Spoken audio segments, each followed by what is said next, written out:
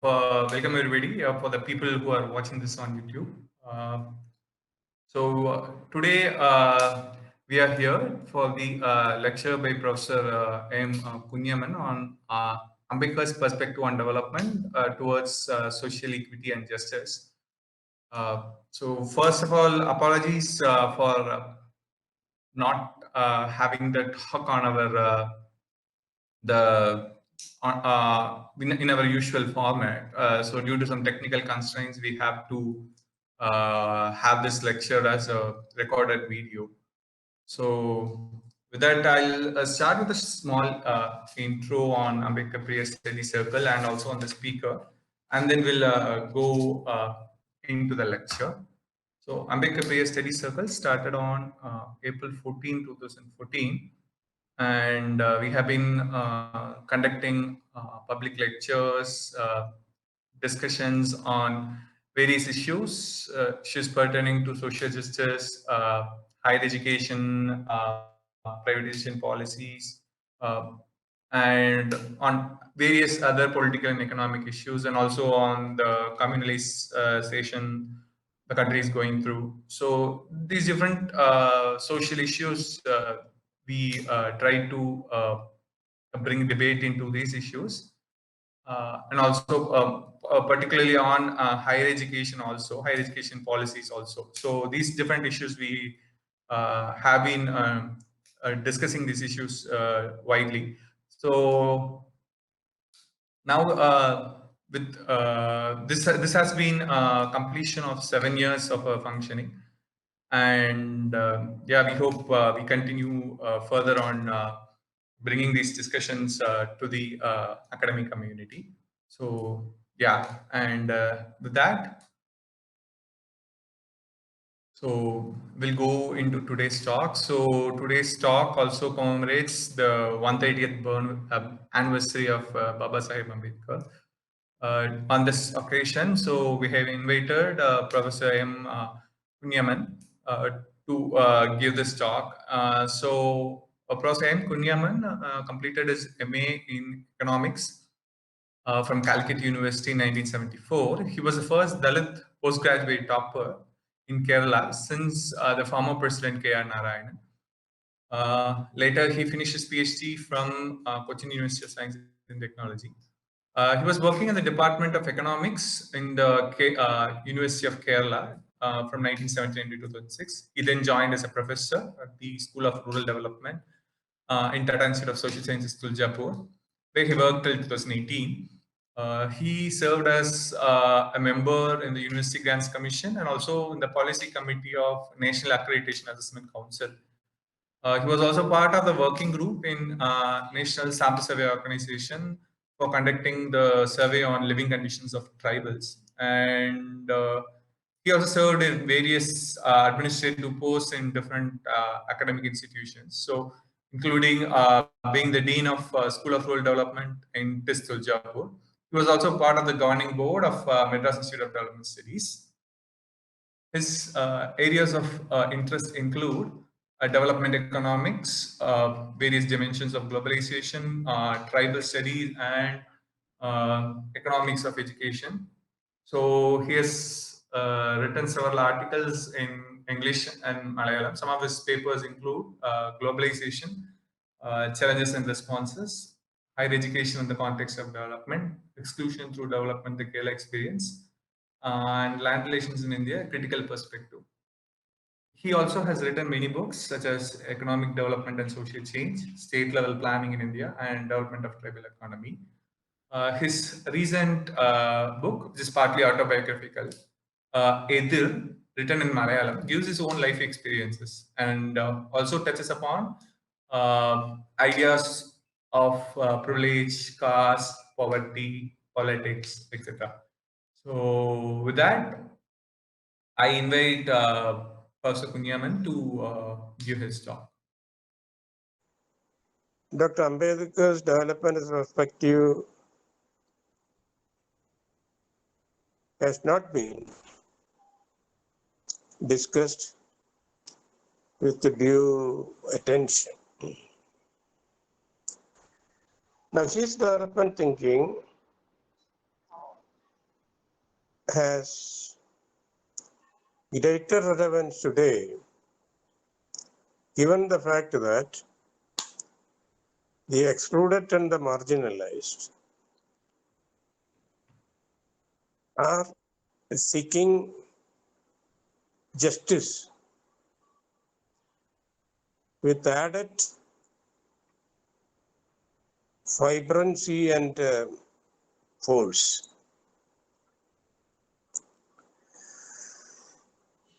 At the time of independence, we had, just after independence, we had four perspectives, development perspectives in India. One by Mahatma Gandhi, based on direct participative democracy and production by the masses rather than mass production.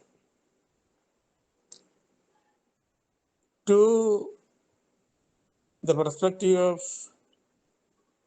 Jawaharlal Nehru, as he presented in his book Discovery of India.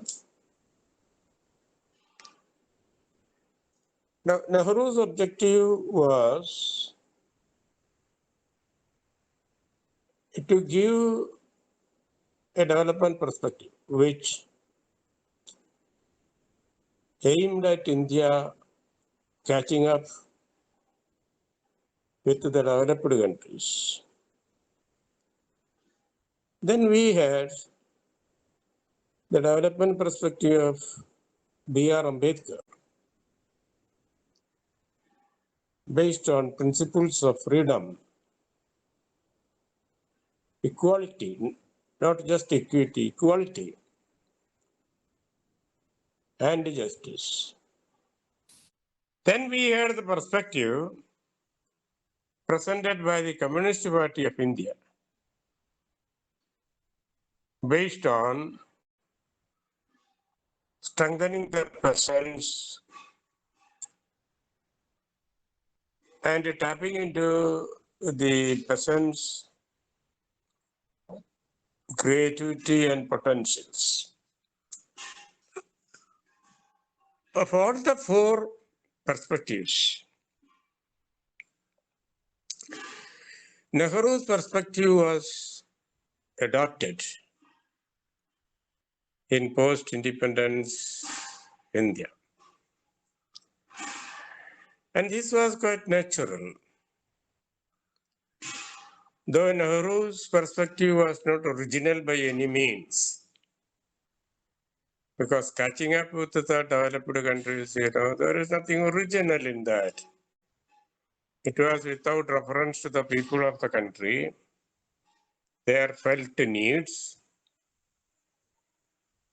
and their future ambitions. But Nehru's perspective was accepted basically because he had power. He became the Prime Minister of India. There is a great lesson here that some people say very summarily, I don't say blindly, that knowledge is power. Not always. Be careful about this. Knowledge of the powerful is power. Subjugated knowledge is not power. To be accepted, knowledge should move with the power. This is something unfortunate. Okay, we will come to that later. What was B.R. Ambedkar's development perspective based on? It was based on effective land reforms, where he advocated that cultivable land should be pooled and distributed among all cultivating households. Non-cultivating households should not be given land. And he very firmly argued that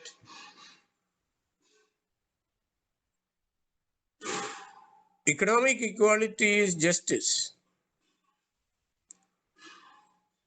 If there is no equality, there cannot be justice. In the Indian context, he talked about graded inequality. That inequality was not very stark between different income groups, but graded. Now, in India, there was inequality, graded inequality. Therefore, one can say there was graded injustice. Since equality is justice, negation of justice is injustice. Since inequality was graded, injustice was graded. Different degrees of justice and injustice. And for this, he had an effective program. He differed with the communists in this fundamental regard. Communists have their approach based on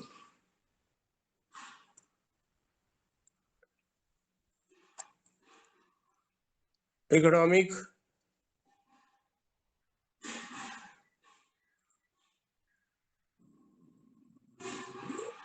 primacy.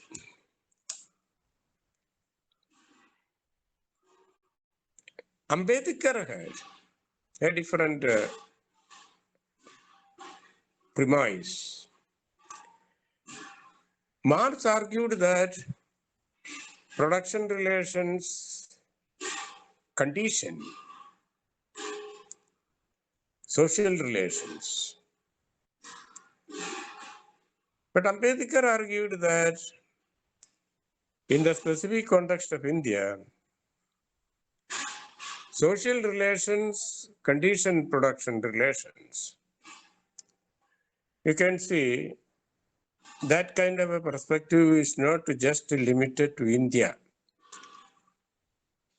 In many other countries, for example, countries belong to Latin America, Africa,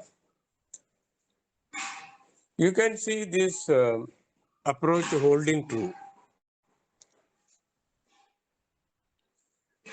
Now, whereas the communists believed in economic determinism, Ambedkar believed in social determinism. It is the caste system that determined social relations, and these social relations determined production relations. So the economic characteristics of the caste system are very important. What are these characteristics? One, the caste system determined structure of property ownership, who could own property, who could not own property. Two, it determined the division of labor. Three, it determined the nature of distribution of social products, income. Four, it determined who could appropriate and use social surplus. So you could see in India, division of labor was not based on the skill and abilities of the people. Even if one was skilled, it is not possible for him or her to take up the economic activity that the skill suited. Caste had the primary determining importance in that. It is the importance of caste, therefore, that forms the center of analysis for Ambedkar. His classic work, which he wrote in 1936, Annihilation of Caste. That was his purpose, and that he considered as essential for reorganizing Indian society, economy, and politics as a prerequisite. We will be coming to that, what happened to that kind of perspective. Wait. The short point here is that Ambedkar's development perspective was not accepted by the Congress. The communists also did not accept him. Communists always had a sort of basic difference with him. So much so that the Communist Party of India teamed up with the Socialist Party and defeated him in the first general election. In 1952, he had contested from the Bombay constituency. Ambedkar had the best development perspective based on equality and justice. But his ideas were not accepted. His relevance got confined to sociology and matters relating to the constitution. Now, as we will be seeing in due course, there is a necessity for resuscitating Ambedkar's economic ideas and particularly Ambedkar's development perspective today.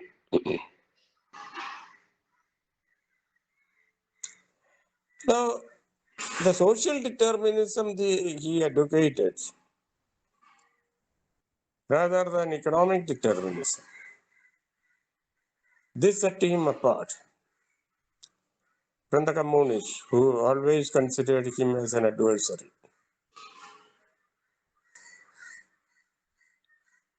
It was Antonio Gramsci who considered him as an organic intellectual. Gramsci gave him due place in history. And the epistemological context of India.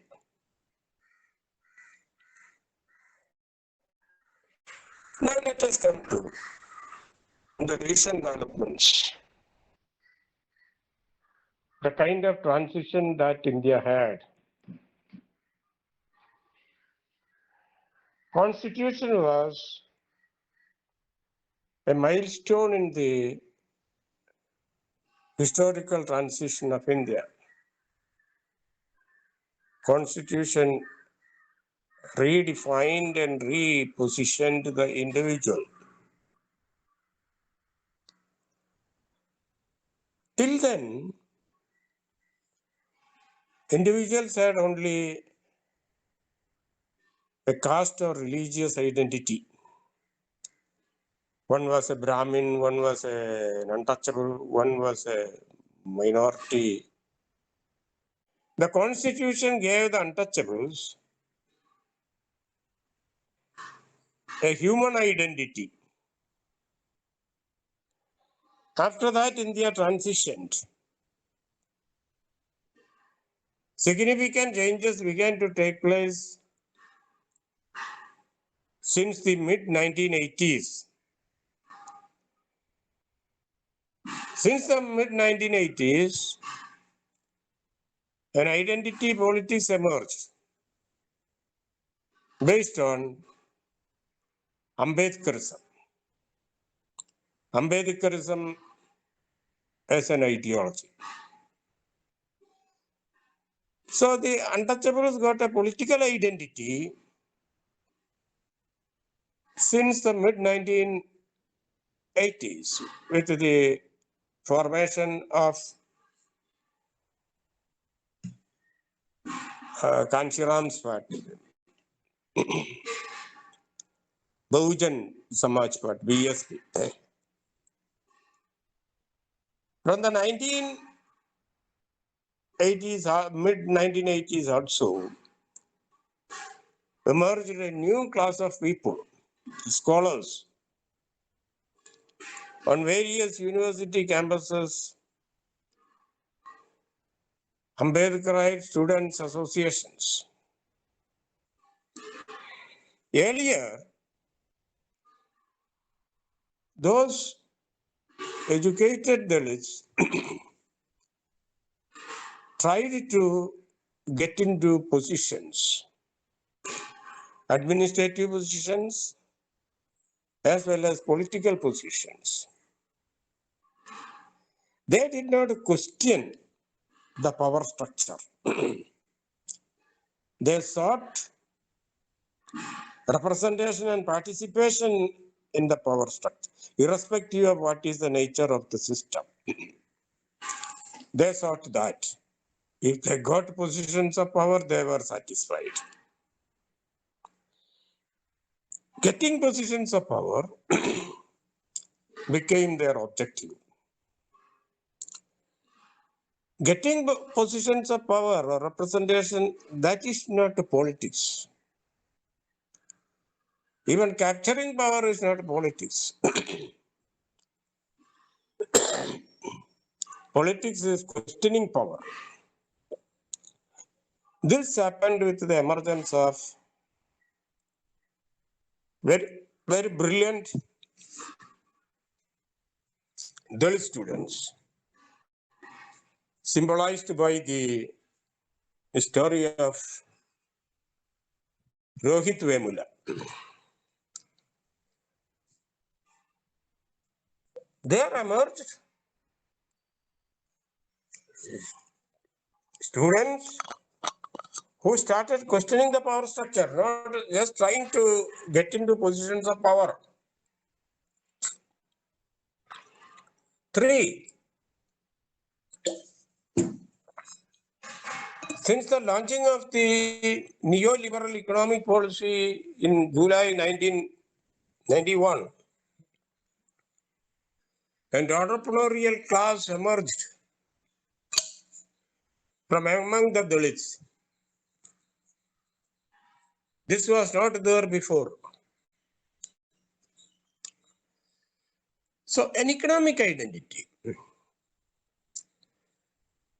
So, since the mid-1980s, a political identity, an academic identity, and an economic identity. This newly emerging entrepreneurial class, mostly centered around Pune, it raised a new slogan. We will be job givers, not job seekers.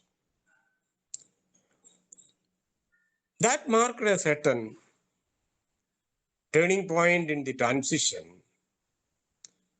of the Dalits in India. But the caste question is remaining. Please remember, caste is a complicated and complex issue. And it served an important purpose in independent India. It facilitated political mobility of some individuals. It gave certain privileges in the field of education and also in the field of employment. Upper caste people are not for caste, but lower caste people are now for caste, because caste gives them new privileges. So if there is any attempt to abolish caste, not a caste system, abolish caste, opposition will be more among the lower caste people because they are beneficiaries of caste. Now you take the civil society. Civil society is becoming increasingly secular because it is being conditioned by the market and technology. Both market and technology are secular structurally. But you take religion and politics. Political parties want to perpetuate the caste system and also the caste identity, because there is the prevalence of reserved political constituencies. Dalit politicians are segregated. And they don't question this. These politicians don't question this. See, in history, stability and continuity of the oppressive system depended crucially on a servile class. At present, there are 4 classes in India: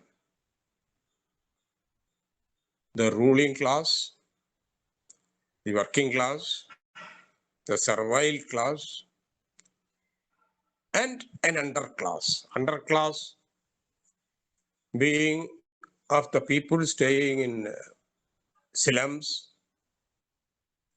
dwellers, hutman dwellers, and such other marginalized people who form a part of the precariat. People eking out a living very precariously. A servile class from the oppressed sections that has emerged, and that servile class is supporting the oppressors. Politicians getting elected through the reserved constituencies from the core of the servile class.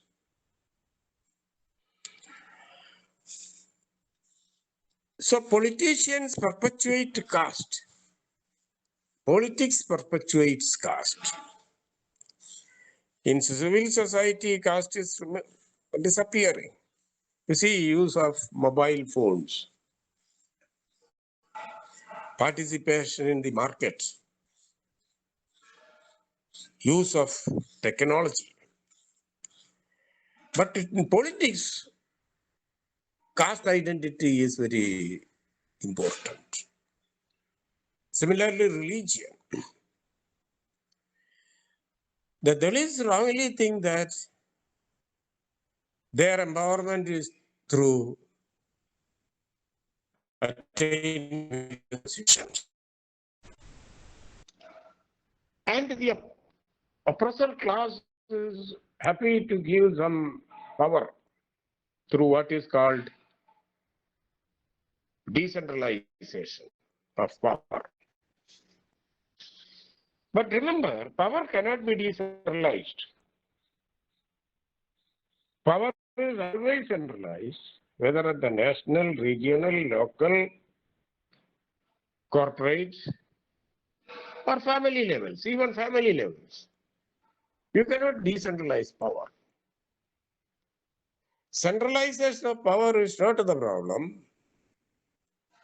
Decentralization of power is not the solution. Power is the problem. Because power is used by the powerful against the powerless, by the strong against the weak, by the rich against the poor.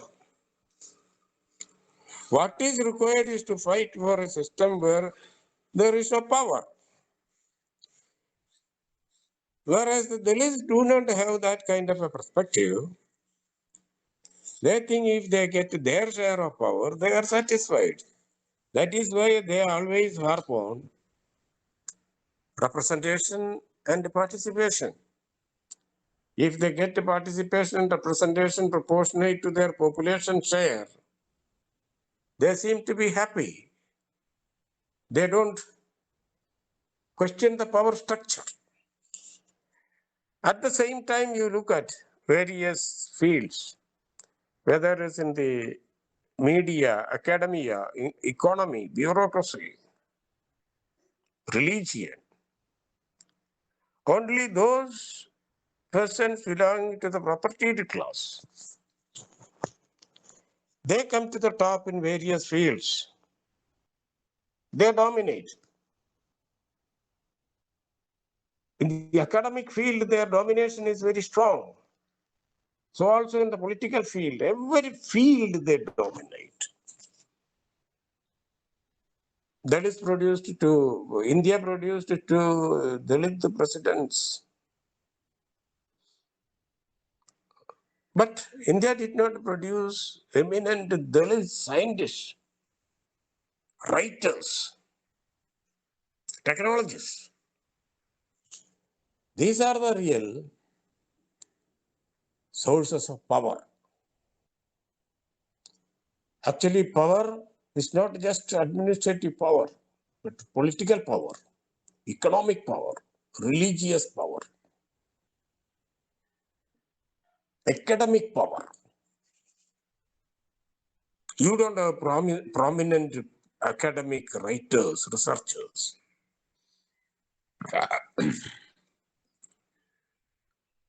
For this to happen, a basic prerequisite is property, therefore. Hegel said in 1820, in his book, Philosophy of Right, property is freedom. Property is the subject, freedom is the predicate. Therefore, poverty is unfreedom. Marx had said, essence of existence is freedom. But Marx opposed Hegel's concept of property. Marx wrote a theory book, academic work, in 1843 against property. Marx considered property in a dialectical sense, but Marx was wrong in considering property in a dialectical perspective. Then you have the freedom asserted more clearly and in more nuanced terms by Amartya Sen. Equality is freedom. Economic equality is freedom, not political equality. He said Economic equality and social equality, these are required immediately, urgently. If not, the victims of the system will throw away the political system based on equality. Political equality is there one vote, one man, one vote, one value. Then we have the writings of Amartya Sen. The book he wrote 1 year after he got the Nobel Prize. Development is freedom. Development is freedom, actually. What kind of development? Freedom from illiteracy, freedom from poverty, freedom from disease, freedom from lack of shelter. So this is basically a question of freedom. And you can see that the Supreme Court of India took the position in the 1980s that right to life under Article 21 of the Constitution is meaningless without right to livelihood. So property is important. It is the duty of the government to give property right to the downtrodden. Now this calls for a new paradigm. The educated Dalits should ask the question, who are these Dalits? Whose cause are they taking up? You have generations of Dalits who progressed, 3 generations at least, 70 years. An elite class, very powerful class has emerged from among the Dalits. They don't know the basic Dalit problems. Actually, there is no single basic Dalit problem today. So that you cannot bring all the Dalits together. There were the single Dalit problems earlier. Right to draw water from public wells, right to use public roads, temple entry, these were single issues. But what is the single issue today? You don't have that. Dalits can benefit. See, I'm talking about the need for a different paradigm based on Ambedkar's thinking. Deprived sections like Dalits can benefit only if there is a general transition taking place in favor of the deprived, the underclass, which is secular. My basic point is equality is very difficult to attain, not only in India, all over the world. That question can be addressed later. But economic freedom, economic security, this economic security is the basic thing, first thing. And that can be attained only through universal property right. This universal property right should be claimed at the UN level, UN human rights level. That similar to the UN Declaration of Human Rights, there should be universal declaration of property right.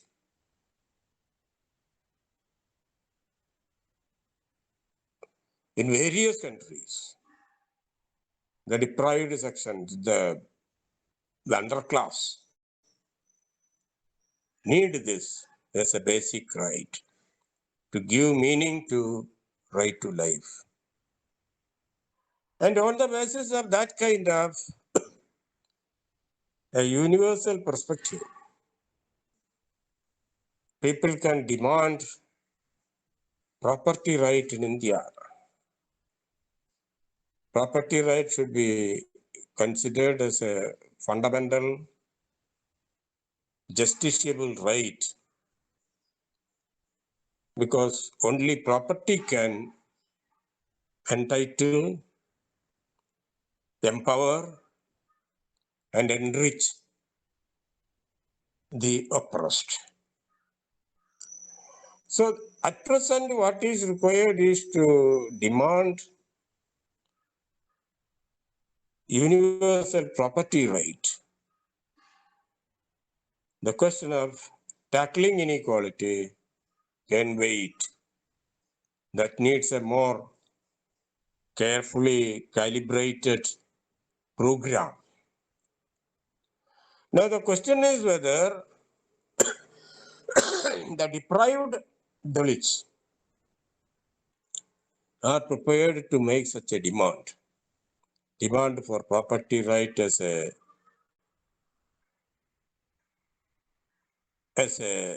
justiciable human right.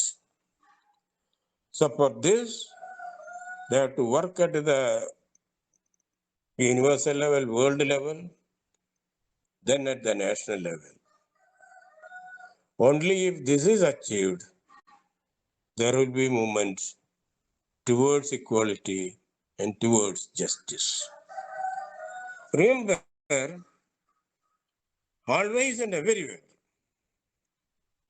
the poor have sought justice, but justice has evaded them, always and everywhere. What is required by Dalits today is their emancipation. There should be an emancipatory politics, as Dr. Ambedkar rightly perceived. And also there should be economic empowerment. Without economic empowerment and social empowerment, political empowerment can be meaningless. And what is required among the Dalits is that three things should emerge: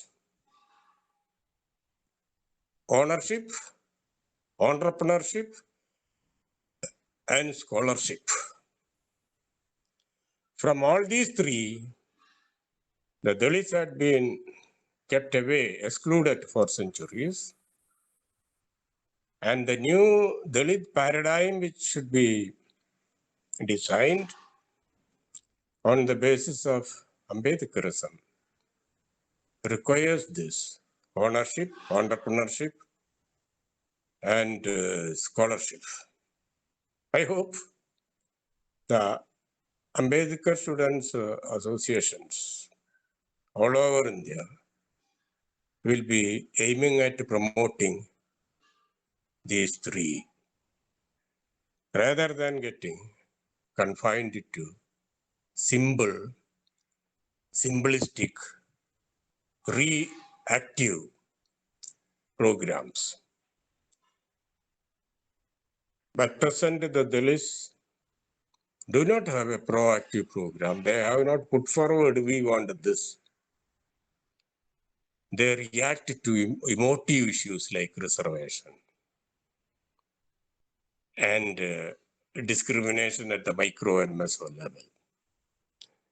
A larger proactive program should emerge, and only that will be ensuring the emancipation of the Dalit masses. I conclude. Okay, Kaushik, it is over. Ah. Okay, sir. So, yeah. 1 second, sir. So I just move my camera. Yeah, this is better. So, thank you, Professor Kunhaman.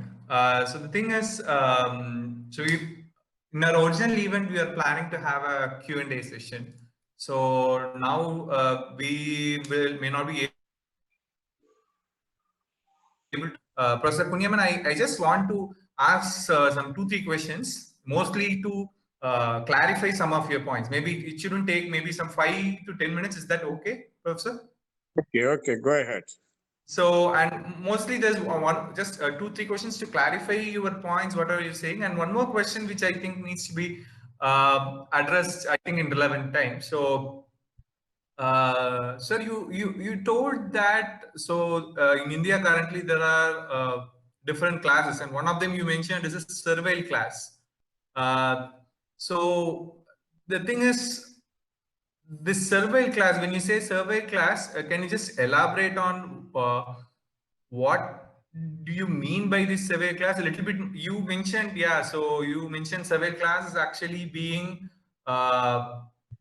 ruling class giving a part of the power to the survey class, and this survey class doesn't oppose the oppressive system. So you shortly mentioned about this, but I think it would be very useful if you elaborate a little on what constitutes this survey class and what kind of role this survey class currently does, both in political and economic planes.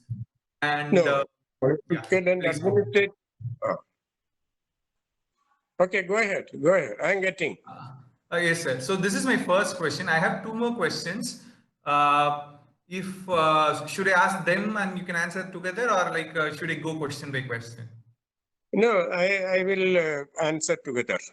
Okay, sir. So then there is another point, which is in the later part of your talk. So you were saying about universal declaration of right to property. So so it's like maybe I think I need to look into it more. But I just want to clarify for this within the confines of this lecture. So, how different is this from the slogans of land reforms?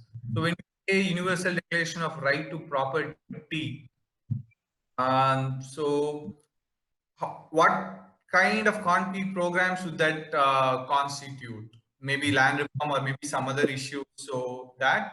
And my third question is actually a little bit outside the immediate scope of the talk, because in the current context, in the so-called development paradigm, one visible indicator of how things are moving fast is that earlier the privatization of public sector enterprises were happening with very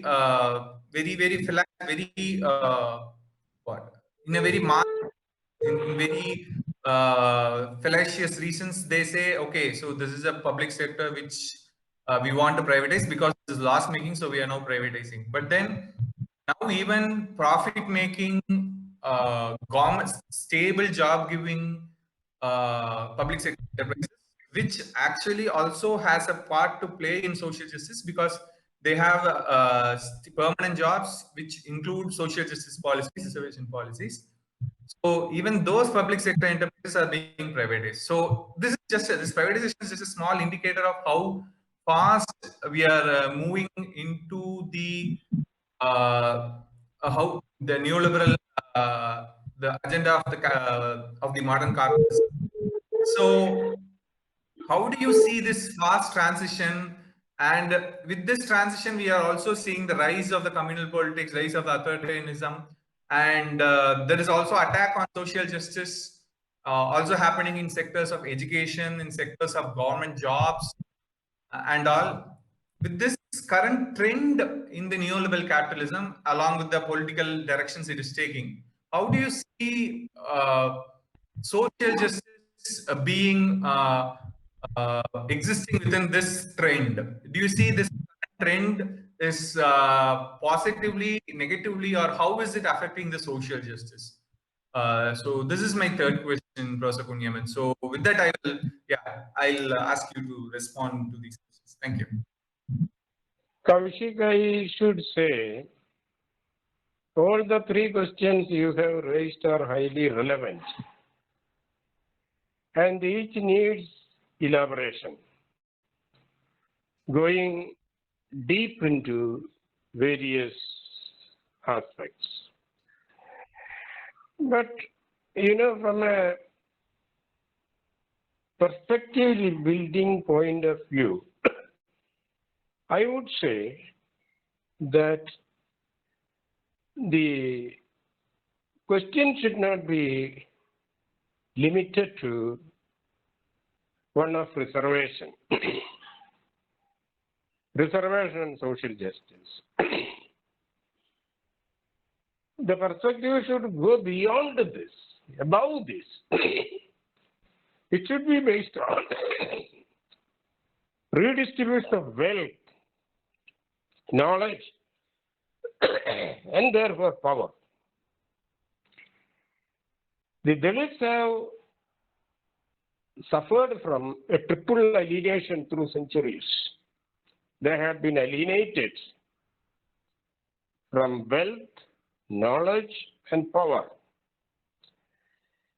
Basically, they should be focusing on acquiring wealth, their due share of wealth, not some positions, not reservation. They had been the producers of the material wealth of the country. The upper class had the opportunity to study and go up in life because the material base was provided to them. They didn't have to toil for producing the material wealth. That was done by the subaltern groups like Dalits. Dalits produced wealth. They created the wealthy people here. So now they have a historical justification for claiming a part of the wealth. And I told, redistribution can wait. Tackling inequality can wait. What is at present required as a basic requirement is to acquire, attain property right, universal property right. Like a fundamental right, it should be a fundamental right. After attaining this, they should be going up in every field of social life, business, industry, academia, media, cinema, politics, everywhere. Without this, if they just clamor for reservation, irrespective of what is happening to the general system, I think history is bound to repeat. This is my summary response to all the three questions you have raised. In fact, all the three questions you have raised deserve thoroughgoing analysis and discussion. We will take up this if occasions arise later. If you invite me for your discussions later on some of these different but integrated issues, I'll be happy. Okay. Okay. Thank you, Professor Kunhaman, for this talk, for this wonderful talk, and then for this short response on the questions I have posed. So, to our usual audience, so we just apologize one more time for have not setting up the talk in our original format, but yeah, within these constraints, I think we hope we have tried to contribute and enrich a little bit more on the discussion on how the development, the idea of development needs to be debated and then moved further. So yeah, thank you everyone who's watching this video, and thank you, Professor Kunhaman. Thank you.